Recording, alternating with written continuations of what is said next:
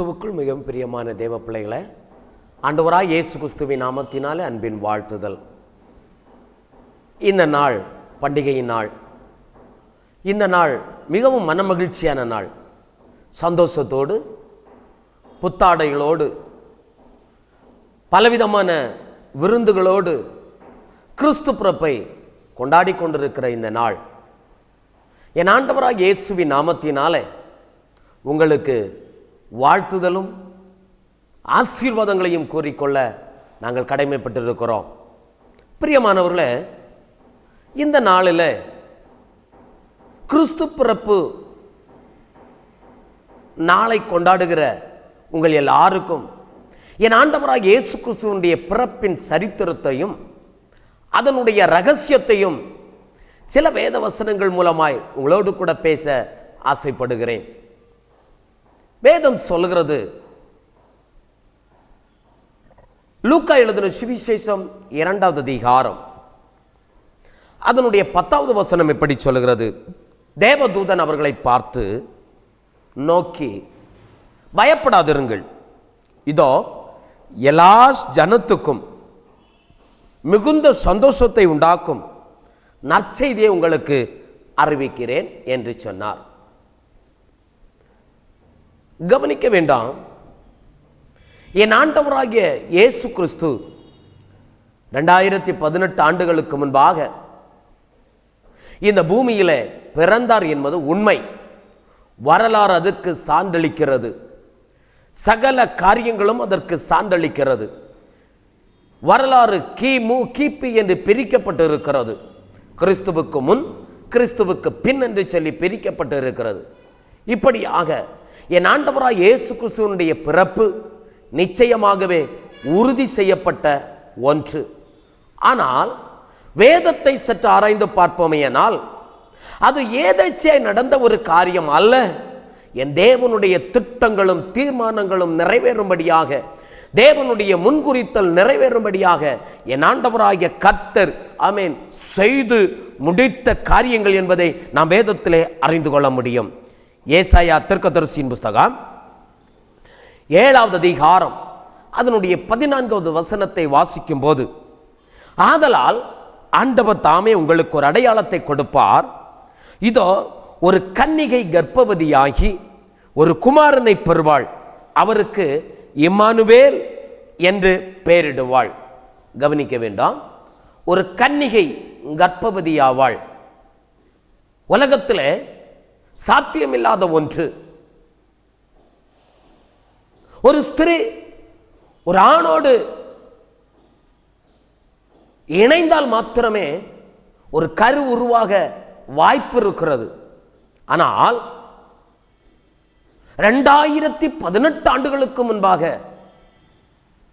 அதற்கும் எத்தனையோ வருடங்களுக்கு முன்பாக ஏசாயா தீர்க்கதரிசி சொல்லி இருக்கிறார், ஒரு கன்னிகை கர்ப்பவதியாகி ஒரு குமாரனை பெறுவாள், அவருக்கு இம்மானுவேல் என்று பெயரிடுவார் என்று சொல்லி தெளிவான வார்த்தையை எழுதியிருக்கிறதை வேதத்திலே நாம் வாசிக்க முடியும். இன்னொரு வேத வசனத்தை வாசிக்கும் போது ஏசாயா 9வது அதிகாரம் 6வது வசனம் சொல்லுகிறது, நமக்கு ஒரு பாலகன் பிறந்தார். இதுவரை பிறக்கல.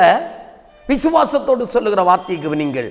நமக்கு ஒரு பாலகன் பிறந்தார், நமக்கு ஒரு குமாரன் கொடுக்கப்பட்டார், கர்த்தத்துவம் அவர் தோளின் மேல் இருக்கும், அவர் நாமம் அதிசயமானவர், ஆலோசனை கர்த்தர், வல்லமையுள்ள தேவன், நித்திய பிதா, சமாதான பிரபு எனப்படும். அவர் ஆண்டவராய் இயேசு கிறிஸ்துவுக்கு அநேக பெயர்கள் வைக்கப்படுகிறது. ஆனால் தீர்க்கதரிசியினுடைய வார்த்தையிலே நாம் ஒன்றை அறிந்து கொள்ள முடியும், ஒரு கன்னிகை கர்ப்பவதி ஆவாள் என்று சொல்லி. இது எப்பொழுது நடந்தது என்று சொன்னால், வேதத்திலே வாசிக்கும் போது மத்தேயு எழுதின சுவிசேஷம் 1வது அதிகாரம் அதனுடைய 21வது வசனம் சொல்கிறது. மத்தேயு 1:21, அவள் ஒரு குமாரனை பெறுவாள், அவருக்கு இயேசு என்று பெயரிடுவாயாக, ஏனெனில் அவர் தமது ஜனங்களின் பாவங்களை நீக்கி அவர்களை ரட்சிப்பார் என்றான். கவனிக்க வேண்டாம். லூக்கா எழுதின சுவிசேஷம் 2வது அதிகாரம் 10வது வசனத்துல தேவதூதர்கள் இடையர்களுக்கு தோன்றி சொல்லுகிறார், இதோ எல்லா ஜனத்துக்கும், எந்த தனிப்பட்ட ஜனத்துக்கும் ஆண்டவராக இயேசு கிறிஸ்து ஆண்டவர் அல்ல, இந்த உலகத்தில் பிறந்த எல்லா சாதிகளுக்கும் எல்லா ஜனங்களுக்கும் என் ஆண்டவர் ஒருவரே தேவனாய் இருக்கிறார். அதனால தான் மத்தேயு எழுதின சுவிசேஷம் 28வது அதிகாரம் 18, 19, 20 வசனங்களை வாசிக்கும் போது தம்முடைய சீசர்களுக்கு கட்டளை கொடுத்து அனுப்புகிறார், நீங்கள் உலகம் எங்கும் புறப்பட்டு போய் சகல ஜாதிகளையும் சீசராக்கி பிதா குமாரன் பரிசுத்தாவின் நாமத்தினால் அவர்களுக்கு ஞானஸ்நானம் கொடுத்து நான் உங்களுக்கு கட்டளையிட்ட யாவையும் அவர்கள் கைக்கொள்ளும்படிக்கு அவர்களுக்கு உபதேசம் பண்ணுங்கள், இதோ உலகத்தின் கடைசி பரியந்தம் முடிவு பரியந்தம் நான் உங்களோடு கூட இருக்கிறேன் என்று சொல்லுகிறார். பிரியமான தேவ பிள்ளைகளே, என் ஆண்டவராக இயேசு கிறிஸ்து ஒரு தனிப்பட்ட மனிதனுக்காக அல்லது தனிப்பட்ட கோத்திரத்துக்காக, அது தனிப்பட்ட இனத்துக்காக அல்லது தனிப்பட்ட மொழி பேசுகிற ஜனங்களுக்காக அல்லது தனிப்பட்ட நாட்டின் மக்களுக்காக பிறந்தவர் அல்ல என்பதை வேதவசனம் திட்டமும் தெளிவுமாய் சொல்லுகிறது.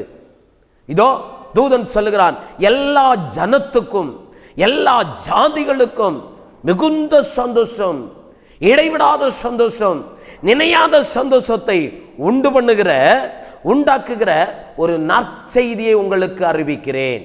ஒரு நற்செய்தி என்னவென்றால், ஆண்டவராய் இயேசு கிறிஸ்து என்னும் ஒரு இரட்சகர் பிறந்திருக்கிறார். கவனிங்கள் எனக்கு அருமையான தேவப்பிள்ளையே, ஆண்டவராய் இயேசு கிறிஸ்துவினுடைய பிறப்பினுடைய ரகசியம் என்ன? தீர்க்கதரிசி சொல்லுகிறார், அவர் ஒரு கன்னிகை மூலமாய் பிறப்பார் என்று சொல்லி. மத்தேயு 1வது அதிகாரத்திலே வாசிக்கும் போது யோசேப்பு என்று சொல்லக்கூடிய ஒரு பரிசுத்தவானுக்கு மரியாள் என்று சொல்லக்கூடிய ஒரு ஸ்திரீ நியமிக்கப்பட்டிருந்தாள். அவர்கள் கூடி வருகிறதற்கு முன்பாகவே வேதம் சொல்லுகிறது, அவள் கர்ப்பவதியானாள். இதை அறிந்த யோசேப்பு ரகசியமாய் அவரை தள்ளிவிட அவன் ஆயத்தமாய் இருந்தான், சிந்தித்துக் கொண்டிருந்தான், எண்ணிக்கொண்டிருந்தான் என்று வேதம் சொல்கிறது. அப்படி இருக்கும் பொழுது நடந்தது என்ன?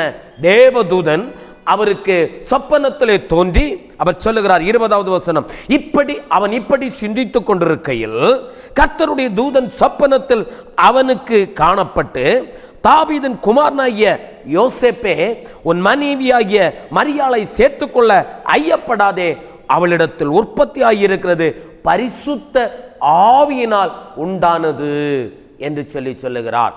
பிரியமானவர்களே, அதற்கு பின்புதான் சொல்லுகிறார், அவள் ஒரு குமாரனை பெறுவாள். அவள் ஒரு குமாரத்தி அல்ல, ஒரு குமாரனை பெறுவாள்.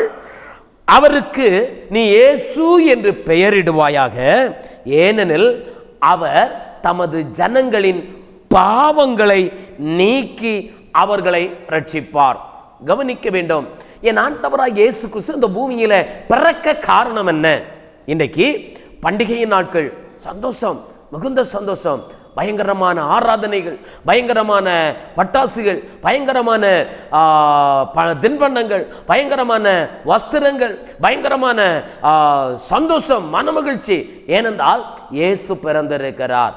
நிச்சயமாக இயேசு பிறந்தது எல்லாருக்கும் ஒரு சந்தோஷம். எல்லாருக்கும், சகல ஜனத்துக்கும், உலகத்தின் சகல ஜனத்துக்கும் அது ஒரு சந்தோஷமான நாள். பிரியமான தேவப்பிள்ளையே, ஆமேன். இந்த நாளில் கிறிஸ்து பிறப்பை நாம் கொண்டாடி கொண்டிருக்கிறோம். பாருங்கள், தேசத்திலே பார்க்கும்போது பல லட்சங்களை செலவு செய்து குடில்களை கட்டி கிறிஸ்துவனுடைய பிறப்பை கொண்டாடி கொண்டிருக்கிறார்கள். சந்தோஷம். ஆனால் இயேசு கிறிஸ்து இன்றைக்கு பாலகனா இல்லை என்பதை தேவ பிள்ளைகள் அறிந்து கொள்ள வேண்டும். அவர் உலகத்திலே பிறந்தது உண்மை. அவர் உலகத்திலே பிறந்து உலகத்திலே 33.5 ஆண்டு காலங்கள் வாழ்ந்து 3.5 ஆண்டு காலங்கள் பிதாவினுடைய சித்தத்தின்படி ஊழியத்தை செய்து அவர் மரித்து அடக்கம் பண்ணப்பட்டு உயிரோடு எழும்பி பிதாவினுடைய வலது வாரிசத்திலே வீற்றிருக்கிறார் என்பதை சத்திய வேதம் வெளிப்படுத்துகிறது. இப்பொழுது அவர் ஒரு குமாரன் அல்ல, அவர் அன்றைக்கு ஆண்டவராகிய இயேசு கிறிஸ்து கன்னிகையின் வயிற்றிலே அவர் பிறந்து இந்த பூமியிலே வந்தார். அது ஜனங்களுக்கு சந்தோஷத்தின் நாள். அந்த நாள் சந்தோஷத்தின் நாள். இன்னும் நீங்கள் வரலாறுகளை சற்று திரும்பி பார்ப்பீர்களேனால் இந்த நாள் கிறிஸ்து பிறப்பின் பண்டிகையின் நாள் அல்ல என்பதை அறிந்து கொள்ள முடியும். அந்த வாதத்துக்கு நான் இப்பொழுது வரவில்லை. ஆனாலும் ஒன்று, கிறிஸ்துவின் பிறப்பை நீங்கள் கொண்டாடி கொண்டிருக்கிறீர்கள், மிகுந்த சந்தோஷம். ஒன்றை கவனியுங்கள், இயேசு கிறிஸ்து பிறந்தது நாம் மனமகிழ்ச்சியாய் இருப்பதற்காக அல்ல, நாம் சந்தோஷப்படுவதற்காக அல்ல.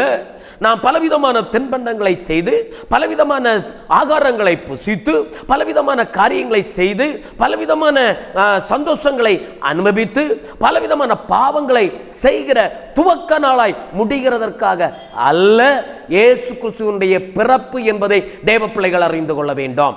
பிரியமான தேவ பிள்ளைகளே, ஆண்டவராகிய இயேசு கிறிஸ்து எதற்காக இந்த பூமியிலே பிறந்தார்? தேவதூதன் யோசேப்புக்கு சொல்லும் பொழுது ஒரு வார்த்தையை சொல்லுகிறார், தெளிவாய் சொல்லுகிறார்.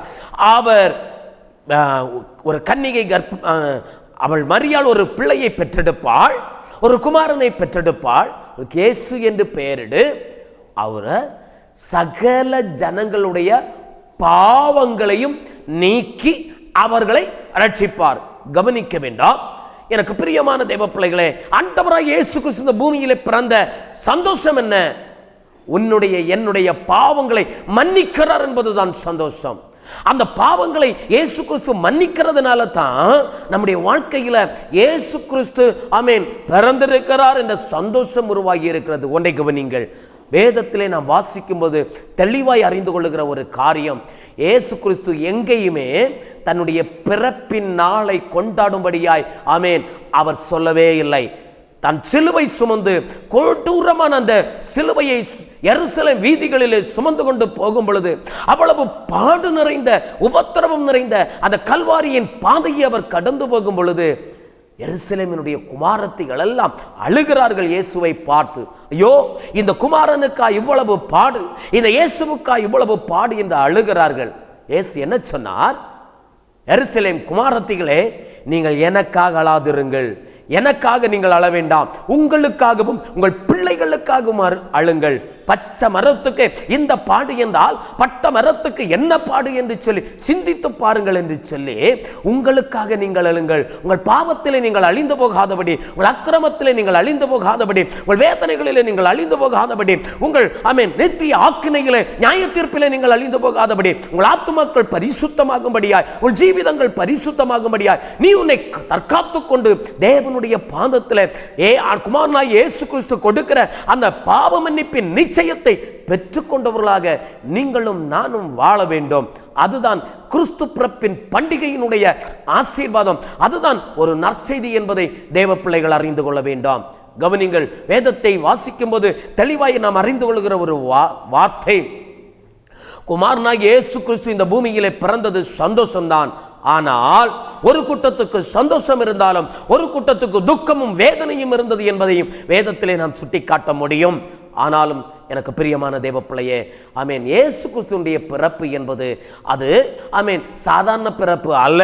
அவர் ஒரு கன்னிகையின் வயிற்றிலே பரிசுத்த ஆவியினால் கர்ப்பம் தரிக்கப்பட்டு அவர் உருவாக்கப்பட்டு அவர் இந்த பூமியிலே பிறந்தார். வேதத்தை நான் வாசிக்கும் பொழுது மத்தேயு எழுதின சுவிசேஷம் 1வது அதிகாரம் 24, 25 வசனங்களை வாசிக்கும் பொழுது, யோசேப்பு நித்திரை தெளிந்து எழுந்து கர்த்தருடைய தூதன் தனக்கு கட்டளையிட்டபடியே தன் மனைவியை சேர்த்து கொண்டு அவள் தன் முதற் பேரான குமாரனை பெருமளவும் அவளை அறியாதிருந்து அவருக்கு இயேசு என்று பெயரிட்டான் என்று வேதம் சொல்லுகிறது. பிரியமான தேவ பிள்ளையே, அந்த கணவனும் மனைவியும் யோசேப்பும் மரியாளும் இணைவதற்கு முன்பாகவே, அவர்கள் அறிந்து கொள்கிறதற்கு முன்பாகவே, அவர்கள் ஒன்றிணைவதற்கு முன்பாகவே வேதம் சொல்லுகிறது அவள் கர்ப்பவதியானாள். அவளுடைய வயிற்றில் ஒரு கரு உருவாக்கப்பட்டது. அது ஆண்டவராய் இயேசு கிறிஸ்து. அது பரிசுத்த ஆவியினால் நிறைந்திருந்தது, பரிசுத்த ஆவியினால் உருவாக்கப்பட்டிருந்தது. அந்த பரிசுத்த ஆவியினால் நிறைந்தவராகத்தான் இயேசு கிறிஸ்து உற்பத்தியாக்கப்பட்டு இந்த பூமியிலே பிறந்தார்.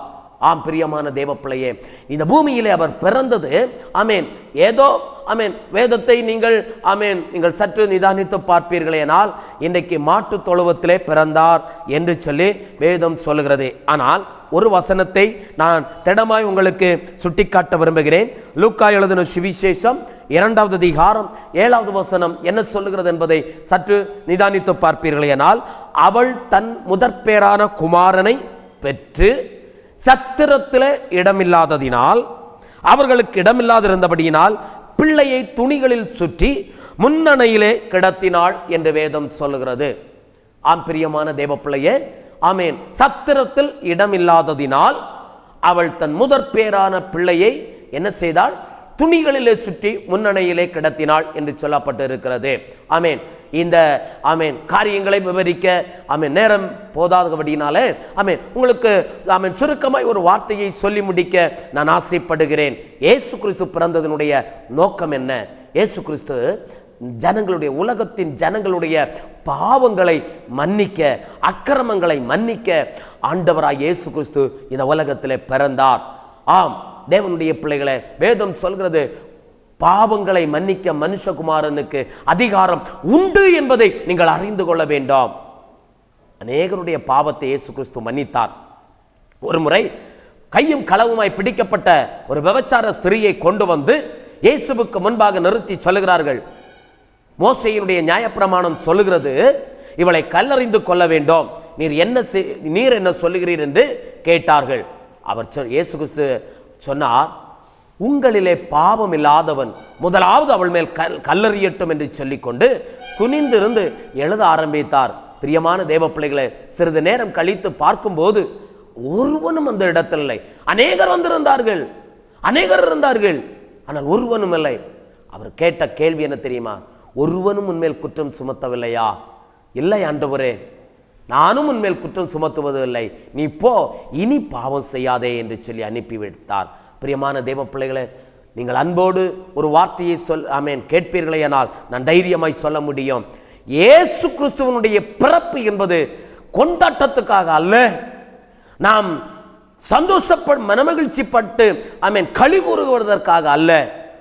எப்பொழுது இயேசு பிறந்தார் என்று சொன்னால், உன்னுடைய பாவம் எப்பொழுது மன்னிக்கப்பட்டு, எப்பொழுது உன்னுடைய அக்கிரமம் மன்னிக்கப்பட்டு, எப்பொழுது உன்னுடைய அநியாயம் மன்னிக்கப்பட்டு, உன்னுடைய ஜீவிதத்தில் தனிப்பட்ட வாழ்க்கையில இயேசு உன் உள்ளத்துல எப்ப பிறக்கிறாரோ அதுதான் கிறிஸ்து பிறப்பு என்பதை தேவ பிள்ளை அறிந்து கொள்ள வேண்டும்.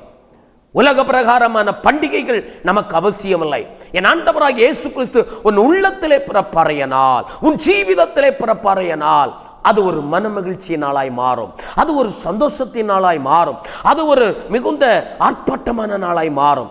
அதுதான் ரட்சிக்கப்படுகிற நாள், அதுதான் ரட்சிப்பின் சந்தோஷத்தை நீ அனுபவிக்கிற நாள், அதுதான் தேவனுடைய பிள்ளைகளுக்கு சந்தோஷமான நாள், அதுதான் தேவனுடைய பிள்ளைகளுக்கு மனமகிழ்ச்சி நாள். பிரியமான தேவ பிள்ளையே, ஆண்டவராய் இயேசு கிறிஸ்து எதற்காக இந்த பூமியிலே பிறந்தார்? உன்னுடைய என்னுடைய பாவங்களை மன்னிக்கும்படியாக, நம்முடைய பாவங்களை மன்னிக்கும்படியாக, நம்முடைய அக்கிரமங்களை மன்னிக்கும்படியாக, நம்முடைய அநியாயங்களை மன்னிக்கும்படியாக. அதற்காகத்தான் அவர் அந்த கோர சிலுவையை அவர் சுமந்தார். அந்த கொல்கதா என்னும் மேட்டினிலே இவ்வளவு பாடுகளை அனுபவித்தார். தலையிலே முட்கிரீடம் சூடப்பட்டவராக, ஆமென், 2 கைகளிலேயும் 2 ஆணிகளால் அடிக்கப்பட்டவராய், கால்களிலே ஒரு ஆணிகளாய் அடிக்கப்பட்டவராய், வீட்டினால் விழாவிலே குத்தப்பட்டவர்களாய், ரோமர் சாட்டையினால் முதுகிலே வயல்களை உழுகதை போல அவருடைய வயல் சரீரம் முழுவதும் உழுது வேதனைப்படுத்தினார்களே. எதற்காக? உன்னுடைய என்னுடைய பாவங்களுக்காக, அக்கிரமங்களுக்காக, அநியாயங்களுக்காக. பிரியமான தேவ ஜனமே, இந்த பாவம் எப்பொழுது ஒரு மனிதனுடைய வாழ்க்கையில மன்னிக்கப்படுகிறதோ, தாவீது சொல்லும் பொழுது சொல்லுகிறார், ஆண்டவரே, கிழக்குக்கும் மேற்குக்கும் எவ்வளவு தூரமோ அவ்வளவு தூரமாய் என்னுடைய பாவத்தை மாற்றி போடும் என்று சொல்லுகிறார். உன்னுடைய பாவம் என்னைக்கு மன்னிக்கப்படுகிறதோ அன்றைக்கு உன்னுடைய வாழ்க்கையில் ஒரு ரட்சிப்பு உண்டாகும். என்னைக்கு உன்னுடைய பாவம் மன்னிக்கப்பட்டு ஒரு புதிய மனமகிழ்ச்சி உண்டாகிறதோ அன்றைக்கு தான் என் தேவனுடைய ஆண்டவராய் இயேசு கிறிஸ்து உன் இருதயத்தில் பிறக்கிறார். உலகத்தில் என் ஆண்டவராய் இயேசு கிறிஸ்து பிறந்தார் உண்மை, அந்த நாளை நீ கொண்டாடி கொண்டிருக்கிறாய். ஆனால் உன் இருதயத்திலே என் ஆண்டவராய் இயேசு கிறிஸ்துவுக்கு ஒரு இடம் இருக்கிறதா என்பதை சிந்தித்துப்பார். பிரியமான தேவ பிள்ளையே, ஆண்டவராக இயேசு கிறிஸ்து கேட்கிறது வேற எதையும், உன்னுடைய பட்டத்தையோ உன்னுடைய படிப்பையோ உன்னுடைய சுகத்தையோ உன்னுடைய எந்த காரியத்தையும் அவர் கேட்கவில்லை. அவர் கேட்கிறது, உன் மகனே மகளே உன் இருதயத்தை எனக்கு தா, உன் ஜீவிதத்தை எனக்கு தா என்று கேட்கிறார். அந்த ஆண்டவராய் இயேசு கிறிஸ்துவுக்கு நம்முடைய ஜீவிதத்தை நாம் விட்டுக் கொடுக்க, நம்முடைய ஜீவிதத்தை நாம் அர்ப்பணிக்க நாம் ஆயத்தம் என்று சொன்னால், பிரியமானவர்களே, நிச்சயமாய் அதுதான் கிறிஸ்து பிறப்பின் பண்டிகையாய் இருக்கும். இயேசு உங்கள் இருதயங்களிலே பிறப்பார். உங்கள் இருதயங்களில் ஆமென் இருக்கிற பாவம் மன்னிக்கப்பட்டு, அக்கிரமம் மன்னிக்கப்பட்டு, அநியாயம் மன்னிக்கப்பட்டு, ஒரு புதிய வாழ்க்கைக்குள்ளாக, ஒரு புதிய ஜீவிதத்துக்குள்ளாக, ஒரு புதிய ஆமென் கிருபைக்குள்ளாய் நீ கடந்து போகும் பொழுது அதுல இருக்கிற சந்தோஷம் இருக்கிறது பாருங்கள். அந்த சந்தோஷம் தான் கிறிஸ்து பிறப்பின் சந்தோஷமாய் இருக்கிறது. ஆமென். எதையா நற்செய்தி? எது நற்செய்தி? என் ஆண்டவராகிய இயேசு கிறிஸ்து எனக்காக கல்வாரியிலே சிந்தின அந்த இரத்தத்தினாலே நான் மீட்டெடுக்கப்பட்டிருக்கிறேன். அவருடைய இரத்தத்தினாலே நான் கழுவப்பட்டிருக்கிறேன். அவருடைய இரத்தத்தினாலே நான் சுத்தமாக்கப்பட்டிருக்கிறேன். அவருடைய இரத்தத்தினாலே எனக்கு பாவ மன்னிப்பு உண்டாகி இருக்கிறது. அவருடைய இரத்தத்தினாலே நான் மீட்கப்பட்டிருக்கிறேன். இது எனக்கு சந்தோஷம். இந்த உலகம் இந்த சந்தோஷத்தை எனக்கு தருவதில்லை. இந்த நற்செய்தி ஆமென் உலகம் எனக்கு தருவதில்லை. ஆனால் பிரியமான தேவப்பிள்ளையே, ஒரு குறிப்பிட்ட ஜாதிக்கு மாத்திரமல்ல, ஒரு குறிப்பிட்ட ஜனத்துக்கு மாத்திரமல்ல, உலகத்தின் சகல ஜனங்களுக்கும், உலகத்தின் சகல ஜாதிகளுக்கும் தான் என் இயேசு சமாதானத்தை உண்டு பண்ணும்படியாய் புறப்பட்டு வந்தார். ஒரு நற்செய்தியை அறிவித்தார். என்னவென்றால், இதோ என்னிடத்தில் நீ வருவாயானால் உனக்கு பாவ மன்னிப்பின் நிச்சயம் உண்டு. உன் பாவத்தை மன்னிக்க என்னாலே ஆகும், உன் பாவத்தை நீக்க என்னாலே ஆகும். எனக்கு அதிகாரம் கொடுக்கப்பட்டு இருக்கிறது. ஆகையினால் எனக்கு பிரியமான தேவ ஜனமே, என் ஆண்டவராய் இயேசு கிறிஸ்து என்றைக்கு உன்னுடைய பாவத்தை மன்னிக்கிறாரோ அன்று தான் உன்னுடைய வாழ்க்கையில் ஒரு மறுமலர்ச்சியும், ஒரு சந்தோஷமும், ஒரு இரக்கமும், ஒரு தயவும், ஒரு ஆசீர்வாதமும் உண்டாகும். அன்றைக்கு உன்னுடைய வாழ்க்கை கிறிஸ்து பிறந்திருக்கிறார். அந்த நாளை நீ கொண்டாடுவாயானால் நிச்சயமாய் உன்னுடைய வாழ்க்கையில் ஒரு சந்தோஷம் உண்டாகும். ஆமென். இன்றைக்கு அநேகர் ரட்சிக்கப்பட்ட நாளை மறந்து விட்டார்கள். ரட்சிக்கப்பட்ட ஜீவிதத்தின் நாளை மறந்து விட்டார்கள். ஆமென். தேவனுடைய பிள்ளையே, இன்றைக்கு உன்னுடைய வாழ்க்கையில் கிறிஸ்து பிறந்தார் என்ற உலக பிரகாரமான பண்டிகையை கொண்டாடி இருக்கிற நீ, ஆமென், உன் இருதயத்தில் இயேசு இருக்கிறாரா? உன் இருதயத்தில், உன் ஜீவிதத்தில் இயேசு இருக்கிறாரா? உன் குடும்பத்தில் இயேசு இருக்கிறாரா? உன் பிள்ளைகளுடைய வாழ்க்கையில் இயேசு இருக்கிறாரா என்பதை சிந்தித்து பார்த்து, ஒருவேளை இல்லை என்று சொன்னால், இதோ நற்செய்தி உனக்கு அறிவிக்கிறேன். சகல ஜனங்களுடைய பாவங்களையும் ஆமென் சுத்திகரிக்கும்படியாக தான் இயேசு கிறிஸ்து இந்த பூமியிலே பிறந்தார். அவருடைய ரட்சிப்பை பெற்றுக்கொள்ள நீ ஆயத்தம் என்று சொன்னால், இப்பொழுது என்னோடு கூட சேர்ந்து ஆமென் ஜபத்துக்கு நேராக ஜப நிலையிலே நீ ஆயத்தப்படுவாயானால் கர்த்தர் உன்னை ஆமென் ரட்சித்து நன்மையினால் நிரப்பி ஆசீர்வதிக்க அவர் வல்லமையுடையவராய் இருக்கிறார். எங்களை நேசித்து நடத்துகிற எங்கள் பரலோகத்தின் நல்ல பிதாவே, உம்முடைய பிறப்பு சந்தோஷமும் மனமகிழ்ச்சியும் கொண்டாட்டமும் நிறைந்த வாழ்க்கை அல்ல.